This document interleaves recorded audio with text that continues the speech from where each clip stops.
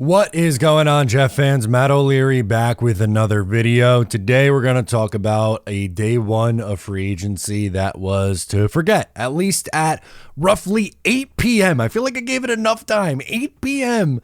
on the first day of free agency hasn't been great. Have you ever Googled yourself and were shocked to see your personal information exposed on one of those public listing sites? Data brokers are making a fortune selling your information to robocalls, spammers, and others who want to learn more about you, like where you live. As a public figure, this type of stuff is an absolute nightmare for me. Private information should remain that, private. This is why I'm pumped to tell you about our new sponsor, Aura. Aura can identify data brokers exposing your information and submit opt-out requests on your behalf. Brokers are legally required to remove your info if you ask them to, but they make it super hard to do it.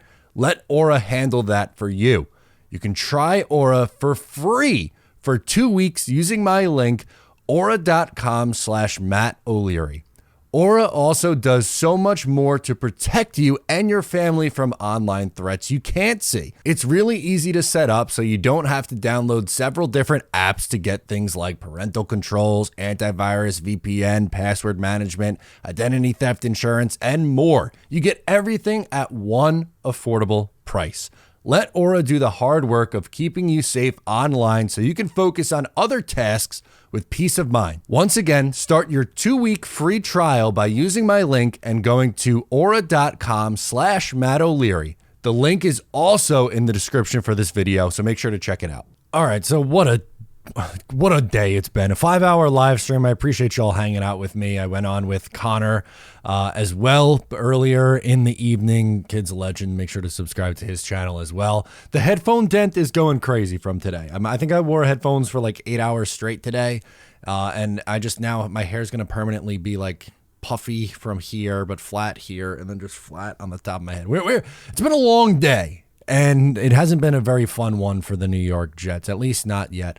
So I want to talk about the biggest storylines from today. It's been a quiet day, but it started off with some news that we all knew was coming. But Bryce Huff leaves in free agency and signs a 3-year, $51.1 million, essentially a $17 million AAV contract with the Philadelphia Eagles. I've heard every spin zone. I've heard every rebuttal to why this is actually a good thing, why the Jets should not have paid Bryce Huff, and that the Jets actually did this right. I don't want to hear it. I don't. You cannot convince me. The Jets royally screwed this up from over a year ago. Number one, when they weren't playing him, when they were only playing him 20% of snaps. They should have extended him after the 2022 season. Instead, they waited. Then they draft Will McDonald 15th overall. And then they don't play Bryce Huff at the beginning of the year all that much, and then he starts to play, and guess what? His snap count doubles, and he has a 10-sack season, and then they don't trade him at the deadline. They don't franchise tag him. They don't transition tag him. They let him leave, and now, good news, the Jets could get a 4th-round pick as a compensatory pick in 2025 for developing and then losing Bryce Huff. Bryce Huff is going to be a very good Philadelphia Eagle. He fits that system perfectly. Vic Fangio in there is just going to unleash him. Kind of like what they did with Hassan Reddick a couple years ago is going to be a carbon copy of what happens with Bryce Huff. And I get it. Like, I know some people are just, they want to always do the positive spin on things. And hey, I'm a Jets fan. I want the Jets to be right. I don't see it with this one. And I'm not just a fan who's going to be like, or a creator or a guy who's just all negative all the time. That's not me. I think if you've watched long enough and have actually watched, I don't have an agenda. If I think that's something, if the Jets do something that I agree with and I think is a good decision, I will call them for it. Just a little over 24 hours ago, I did it with Chuck Clark. I said, great, good. Awesome for the Jets. He just an upgrade at strong safety. And then with Greg Zuerlein earlier this morning, good start to free agency, Joe Douglas. Losing Bryce Huff and completely mismanaging that asset is dumb. The Eagles are a good organization. Over the last 8 years or so, I mean, they won a Super Bowl in 2017. They went to a Super Bowl in 2022. They've had one of the best rosters in the NFL. If that's not a massive red flag or massive alarm going off, going, holy crap, the Jets messed this one up, It's a red flag that the Eagles, who, by the way, spent a first-round pick on an edge rusher in Nolan Smith last year, see enough value in a 25-year-old stud pass rusher in Bryce Huff that they're willing to pay him the $17 million a year. I'm sorry, I'm siding with the Eagles and Howie Roseman over the Jets and Joe Douglas. I am. You just got to take your glasses off, your bias out of it. I wish Bryce Huff the best. I don't have no ill will towards Bryce Huff. You got to get yours. From undrafted free agent to $50 million man is tremendous, tremendous stuff. He has earned every single penny of it. It still doesn't lessen the blow. It still sucks. We've seen it coming for a mile away. I've tried to prepare for it time and time and time again. I don't feel any differently. I still feel upset about it. I still think the Jets, made a massive mistake today. And over the last year with Bryce Huff, it's not good. I can believe they let him walk, but at the same time, I can't. It's just so stupid. All right, number 2.